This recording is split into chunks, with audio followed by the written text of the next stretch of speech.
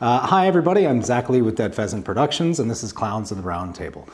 With me today, I've got Molly Mulshine. Molly is an American writer, journalist, and a wannabe Fox News host as well. If I had just taken that fork, I would be rolling in money right now. It's like the biggest regret of my life. But I should tell everybody that we are filming on the north side, so there are going to be the occasional sirens, stabbings, what have you. So also a recent recipient of a driver's license. Yes, yesterday I got my driver's license. Oh, congratulations. Yeah, thank you. I passed the test, and then today I scuffed the side of the car on the side of a parking garage, and Zach was there in the aftermath. Thank you so much for helping me get out of there and then into a new spot. It was really embarrassing. I had to get very vulnerable, but...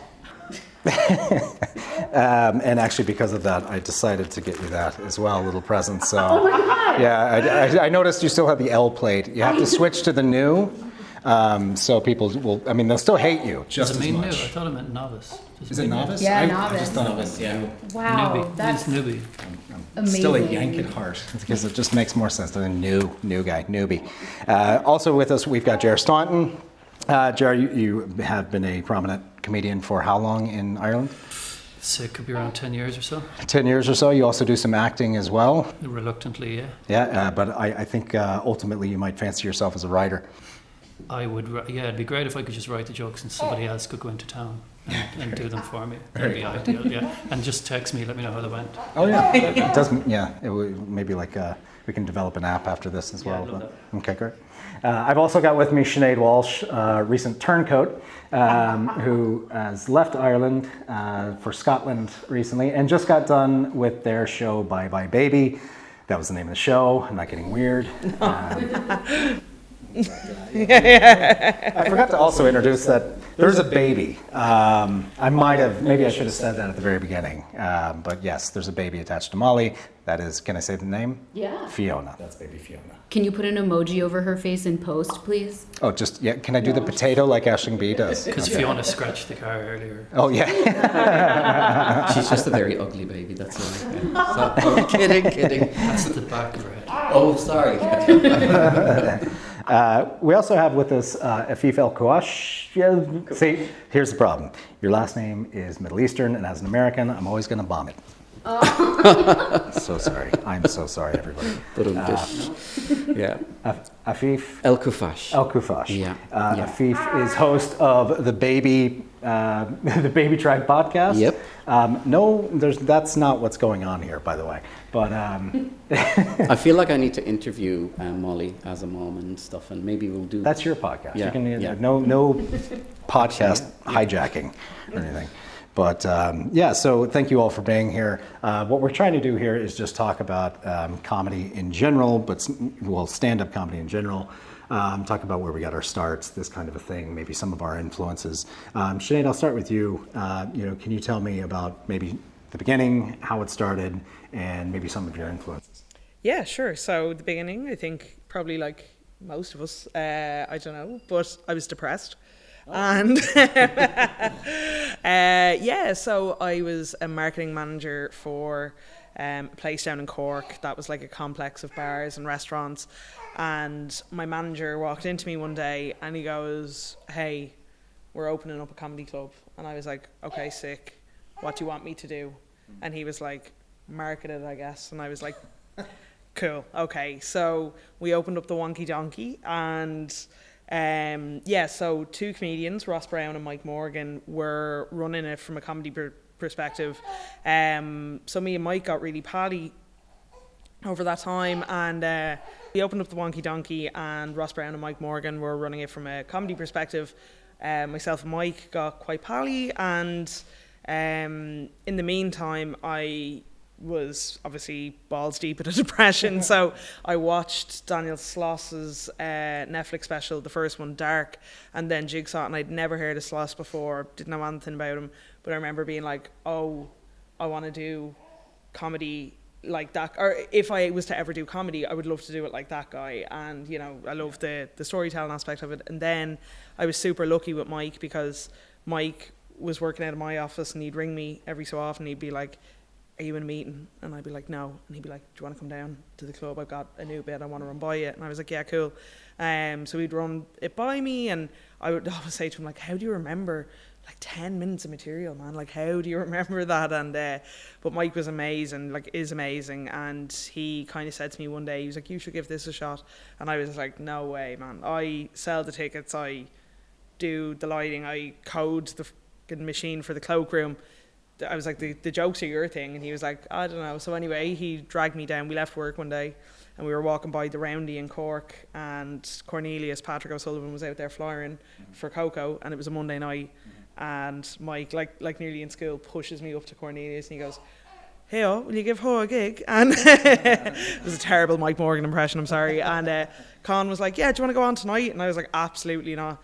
And this was December, so he's like, when do you want to go on? And I was like, I don't know, a couple of months. And he was like, takes out his phone, and he was like, 12th February, how about that? And I was like, yeah. So that's nearly 7 years ago now, and here we are. So Any influences? Yeah, well, I guess Sloss for sure.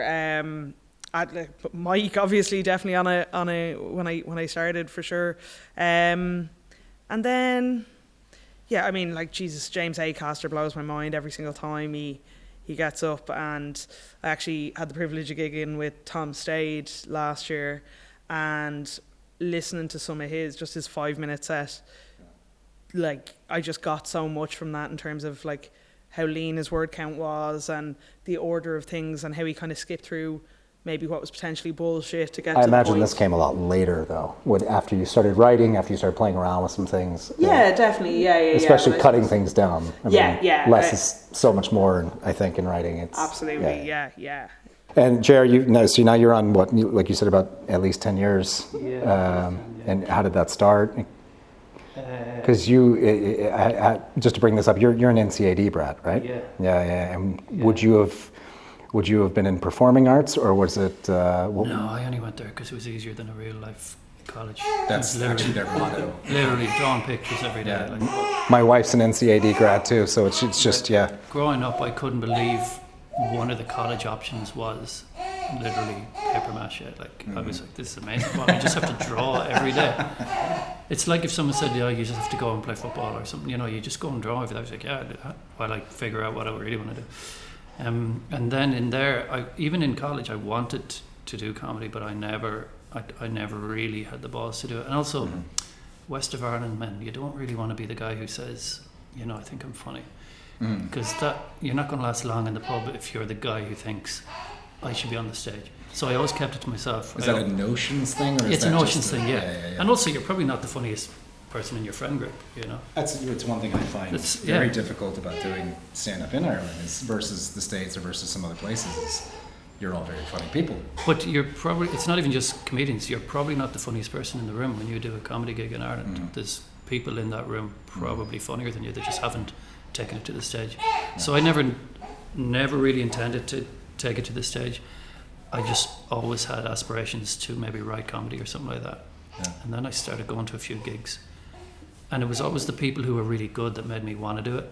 And then eventually it was the acts that were really bad that made me think, oh, maybe I can, Because if they're doing it and no one's laughing, but nobody's also, throwing their drinks at them, if I'm at least that good, a little bit better would be great. But if I'm at least that good, it's not the end of the world. So eventually the woman I was with at the time, my partner, she booked me a gig.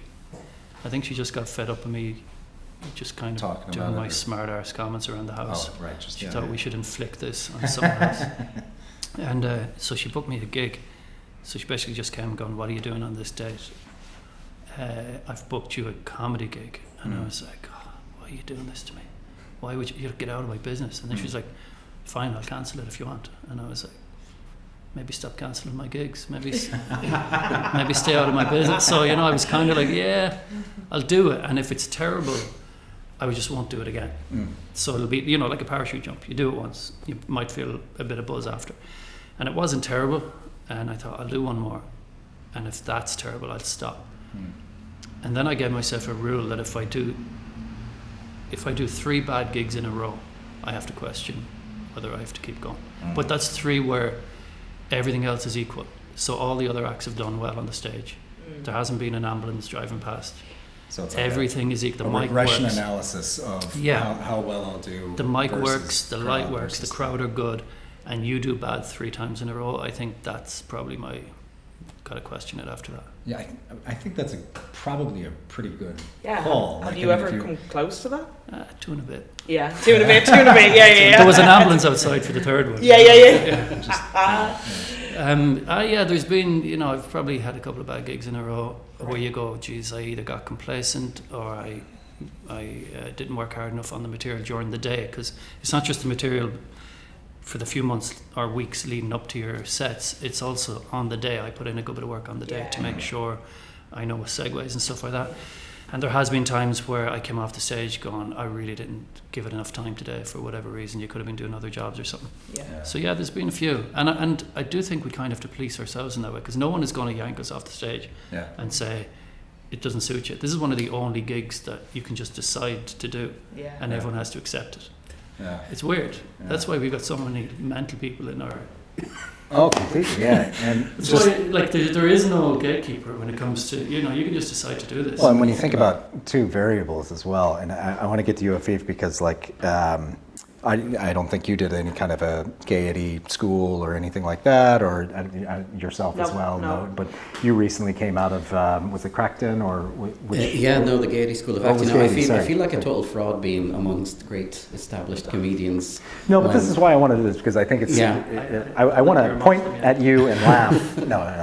I actually did that course, the acting course. It's not like 20 years ago when I thought I wanted to act. Yeah. But no intention of doing it as comedy. I mean, I almost fell into it by accident, because I was saying to Molly earlier that I originally signed up for the improvisation course that they had, because I host a podcast and I thought it would be helpful for conversations and whatnot. But there was such little interest that they cancelled it and said, you could try this instead. If you like it, you can keep going. If you don't like it, we'll refund you. And I did the first 2 classes and absolutely loved it. There's a lot of improv that happens. And what was it that sparked? Because you were doing the podcast. Our mutual friend Aoife Dunn. Yes. You mentioned that there was just something about stand-up that you kind of got drawn to. You were already doing the podcast, so it wasn't just necessarily for the podcast. Yes. There was something that drew you to it. And So I'm Palestinian, and I think over the last 2 years with everything that's happening, what really stood to me is it's been mainly comedians that have kind of gotten the message across in an almost non-confrontational way about what's happening. You've got people like Mo Amer with, his stand-up, Sami Abeid. They stand up on stage, they tell jokes, people are comfortable, people are laughing, and then they get a message across. And I felt that was such a powerful medium to maybe say what's on your mind. And I know, Ger, you said there's no sort of policing of who does that. I think that's probably a good thing, that anybody that wants to give it a go and say something that they want to say can get to do it. And that's what sort of motivated me to keep going. I've always loved comedy. I've always enjoyed going to comedy gigs, listening to stand-up comedians. I have such huge respect for the job, because I'm a physician. I work in a preterm baby intensive care unit, and when we had to do our showcase after the kind of 10-week course, it turned out to be a massive gig, because there was about 13 of us and everybody invited maybe 20 people. So you were standing in front of 250 people, and I have never been as nervous in my life. And literally 2 minutes before the show started, Danny Keogh, who was our mentor, said, Afif, you're going up first because I'm going alphabetical. And I said, what? Danny. Which in hindsight was great, because I just got up, I didn't compare myself to anybody, and I did it, and people laughed. And then you get the buzz, and I said, okay, I want to keep going with this, and... what was the first thing you noticed, just out of curiosity, someone that started so fresh? Was it the lights? Was it holding the microphone? What I noticed, what I was really surprised at, and actually I want to thank you, Zach, for giving me the kind of stand-up bit to practice my set beforehand. That was actually great. And you warned me about this. You can't see anything. The lights are blinding. And you don't realize how little you can see. Quick, I run the Comedy Hut as well, and the Comedy Hut, the idea behind the Comedy Hut was to have 10 acts, 5 of which had a decent amount of experience, and 5 of which that were fairly new. So just to give some context and, as to why I was just throwing you up, like, yeah. Yeah, and it's probably kind of good, especially for somebody that's starting out, that you don't see the crowd. You know, you can hear the laughter. You can sometimes make out the faces of the people in the kind of front row, but then it's almost just a blur. And then I think that's probably easier to start out with, you know, that you're not seeing individuals, and then when you hear the laughter, you sort of keep going. Sure. Such a great experience, yeah. So Molly, in terms of your start, you've done a lot of writing. You went viral for something in 2013. Yes, I made a video called Real Life Emojis, and it was basically like the week after emojis came out, and it was me and my friend planning a night through emojis. Like, I made them all out of felt, and it sounds so stupid now, and it would not even do any numbers on TikTok if I posted it today, but because emojis had just come out, people were like, oh my God, emojis in real life. And it like blew up. It got picked up by all these different websites. I remember the day when the emojis had just come out. I know. And before then, we had to do a colon and a parentheses. Yeah, but I started stand-up before that, actually. I think I wanted to do it in college because I just kept thinking of jokes, which are all now so bad that I've blocked them from my mind. But I just kept thinking of jokes, and I said actually to a guy I was dating at the time, I was like, I think I want to try stand-up. And he was like, but you're not funny. And I was like, well, wait, why are you dating me? You're also not my boyfriend. I know, I was like, you don't think I'm funny? Like, why do you like me? Do I give like the best head ever? Like, what the fuck? It's really a compliment. Yeah, I was like, wow. He's trying to tell you everything else about you. Right? Yeah. But that's one thing I noticed in Ireland really quick is the women aren't funny gets squashed very, very quick. Yes. oh, I know. And like again, it gets squashed within the audience. Yeah. You know that there would be funnier women in the audience than the people on stage. So that doesn't hold water in Ireland. Actually, yeah, and just America versus. Yeah, because I mean, how many years did you end up doing stand-up? And you didn't stand up in New Jersey, Yeah. where people get stabbed, Yeah. shot. No, I started at the Stress Factory in New Brunswick, and then I was in New York for like 5 years doing it really kind of sporadically. Like, I would go for That's not like a nickname for an Amazon warehouse or something. What? Sporadically? Stress Factory. Oh, Stress Factory.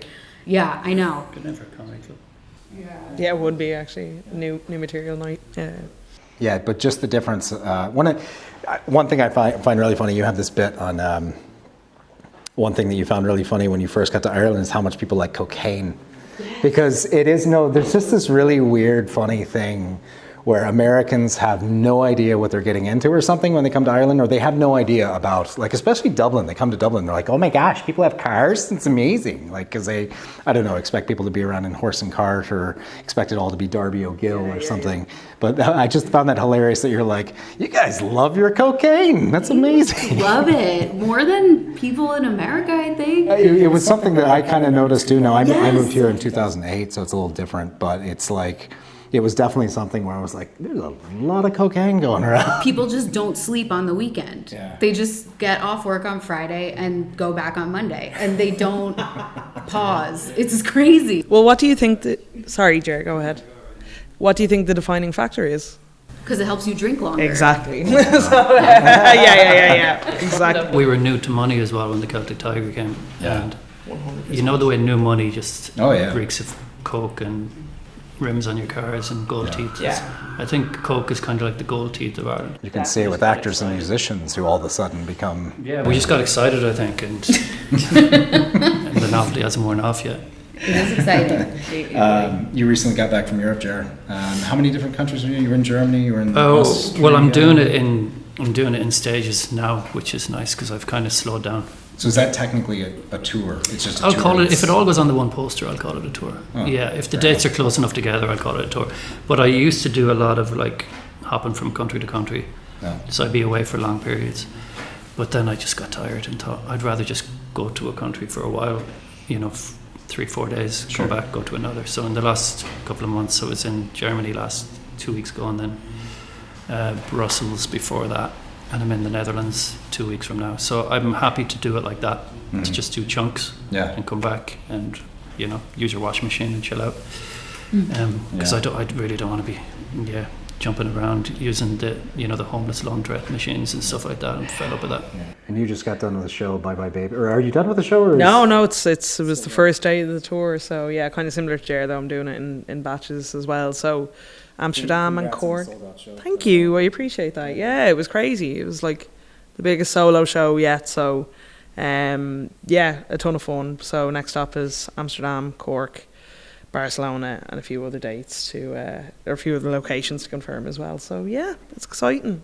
Yeah, it's my second one. My first tour took me kind of everywhere from Brussels to Vancouver and stuff like that. So that was fun, but yeah, as Ger says, if you can put it all on the one poster, then it's a tour, right? So yeah. Can I ask a question to Sinead? What's your show? Why is it called Bye Bye Baby? Yeah, great show. So I smoked weed pretty heavily for like 13 years, and I gave up a year ago. And it really and truly felt like a breakup. So yeah, I suppose when I was writing it and whatnot, I was kind of, how I felt going through the whole thing, it was like a breakup. And then, obviously the Bay City Roller song, Bye Bye Baby, it was a breakup song and all the rest of it. So yeah, so it kind of became the titular baby is weed. Yes. And I'm obviously giving it away here, but yeah, I do frame the whole thing as a breakup. Like, that's how I roll with it. And then the reveal is that. And it gets a laugh every time, which is great. And then actually, weirdly, in Edinburgh, an American woman thought I said wheat and spent the last 20 minutes of the show thinking I was being like a very intense celiac. So yeah. Listen, if it works, it works. Yeah. I was like gluten, baby. Yeah. I was like, you thought I was talking about bread? Yeah. That can be your next show. Yeah, maybe. Yeah. With the bloating keeps continuing. Yeah, chemicals are definitely one thing that is quite prominent in comedy. I definitely know a few comedians who, I tell you, the ones though that tend to have the longevity and the ones that tend to be really, really great figure it out at some stage. I think like yourself has as well. But I'm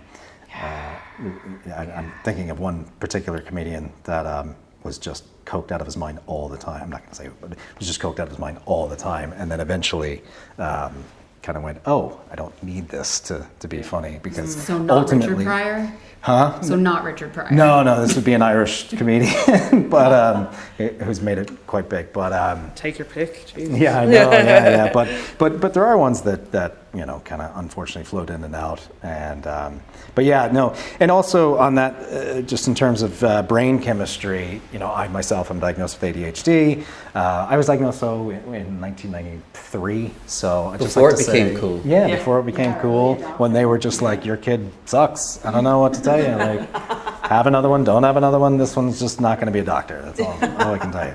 But I'd say you were delighted with that diagnosis. Because you were like, they were probably thinking you were an asshole until you got that diagnosis, and they're like, maybe it's the reason. No, today they would. But in 1993, in the middle of Colorado, no, they didn't. They just didn't care. It was still like, we know you can do your homework. Why don't you do your homework? And being diagnosed that early, I feel like I ran so you people could walk into a room and forget what it was. Shoulders of giants. Yeah. Yes, exactly. But I do find that that's something that's fairly prominent, is the ADHD, the autism. I was talking to a friend of mine about this today. He actually, I won't divulge his diagnosis or who he is, but a friend of mine today I was talking to, and he basically did a diagnosis today. And the doctor was like, oh yeah, you're more or less 100%.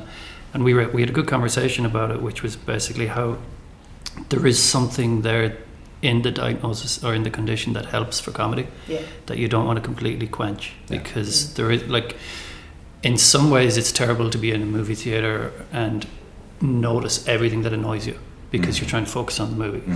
But in another way, if you're standing on a comedy stage, it's a superpower to be able to notice everything and to stay on top of stuff. So we were talking about how when he does eventually get the medication, do you take it all the time and completely quench that part of your brain? Do you take it sporadically? Do you pick and choose when it's going to be of benefit to have your ADHD, going overtime, and when you don't need it? And I don't know how he's going to figure it out when the time comes, but it's interesting that you brought that up, because that was That was going to be a conversation on my way. It is one of those things, like I did a goofy video on Instagram there at some stage last year because I got so sick of all the fake ADHDers, because there's just a ton of people who are like, oh, I forget my keys, and that's, I must have it or whatever. But like, I don't know, I personally went off medication because I did find, number one, I got sick. It is very tiring when people tell you it's a superpower, because there are things like ADHD freeze, which is very, very annoying, which is like you have something to do at 3 o'clock, so I can't do anything till then, that kind of a way, and not knowing where to start, those kind of things. But yeah, I totally agree that having a bit of that, when I was medicated, it definitely isn't as good up on stage as, and especially, I find when I just let my ADHD go, I can write about 5 scripts in a day. They're not good. I mean, a lot of them aren't, but at least I'm kind of going, and just doing it, and the creativity's flowing. But were you going to say something there, Molly? Well, I was just going to say, I find it so hard to get ADHD medication in Ireland, and I guess maybe that's why Irish people are so funny. Yeah. They can't get Adderall, so they can't focus long enough to be serious. Why are the Irish so funny? They're not medicated. Well, I would say maybe not pharmaceutically medicated, Oh, but yeah. in many, many other ways. That's why they love Coke so much. That's God's Adderall. it is Adderall, right, essentially. One thing I'm kind of curious about, Jared, because you have your buddies with Martin Ngolo. He was opening for you on this tour pretty much. Yeah, we kind of open for each other all the time. Yeah. So if I'm doing a solo tour, he opens. If he's doing a solo, I open. Just because, yourself, if you're doing tours, you're not just looking for someone who can do 20 minutes before you come on stage. You're looking for someone who you're going to share a 6-hour round trip with in the car, or you're going to take flights and, delays. We had a 6-hour delay in Frankfurt 2 weeks ago. So you're looking for somebody who you can hang out with as much as possible. So we just, made it easy on ourselves and decided we'll open for each other all the time. We're drinking buddies. We write notes for each other while someone's on stage. The other person is noting down things, tags and add-ons that they can do. So yeah, as well as just being a good buddy thing, it's helpful. Yeah. In a comedy way. And Sinead, you've had openers before as well, and not necessarily that. I totally get that on a tour. You're definitely going to have somebody you don't want to murder at some stage, but in terms of like a criteria, right? Because you hear sometimes people be like, oh, so-and-so asked me to open for them, but I feel like I'm better than them, or so-and-so asked me to open for them, I don't think it's the right energy or whatever. Is it that important? Like, let's just say for like a show in Whelan's or Vicar Street, something like that. Do you think it's really important to have the right kind of, I don't know, yin to your yang or something like that? 100% your approach. Yeah, no, I completely agree, and I think it's absolutely what Ger said is, can you tolerate the person, and can they tolerate you as well? And I had a conversation with a comedian at the Paddy Power actually about this very topic, but certainly, so like for me, when I'm in Ireland, Jess Collins is who I want to gig with, and the reason is, like, yourself, before you do a big gig, your nervous system is just fried eggs. Like, so you need someone around you who's going to calm that. And like, it's not like I'm trying to calm down in the green room and someone's railing Coke in the corner. That's not happening, So with Jess, I trust her, and I do think comedically there is a lot of chemistry there, and we've been through so much as friends together as well that, we always say, you tee it up, I knock it down, or vice versa. Now, your point about, oh, I think I'm better than them and that kind of thing, some of that is valid, and that's 100%. And I've seen gigs where the opener absolutely smashes it and the main act doesn't, and that is an awkward experience as an audience member. Like, you're not blind or deaf, you can see and hear what's happening, and but yeah, I think it is really important, and it's all vibes. And like, I'll tell you now, on Saturday after I finished the show, I went down to the green room. I was by myself for like 30 seconds, and my partner was still in Scotland. They didn't come over, they were just working and whatnot, and I heard like footsteps running down the stairs and into the thing, and I was like, please be Jess, please be Jess, please be Jess. And she ran in, she was like, ah, and I was like, oh my god, what was that? So yeah, it's important. I kind of switched calling it opening act to support act, because you are looking for a support act. Like, a good support act, they don't just think of it as another show. They don't just say, oh yeah, what time is your show? Because I have another one after, so I'll come in open for you and then leg it off to my other one. You don't want that. Like, you want to support that. So So yeah, you're basically you're looking for somebody who's going to say, do you need a drink left on your stool? You know, do you need a set list pasted anywhere? Do you need me to go out and talk to the second row and ask them to move the front row? You know, it's just there's a lot of things that a support act can take on that just makes your life so much easier. And not everyone realizes it. Like I did back in the day, I get a few support acts who they just thought of it as another show. You know, they came in, did their 20, took their money and left, and you don't even get a text to go, how did your night go? You know, whereas if you're opening for someone, if you can call that a support in your head, I think it'll go a lot further towards, you know, making their gig easier, making their life easier for that night. Yeah.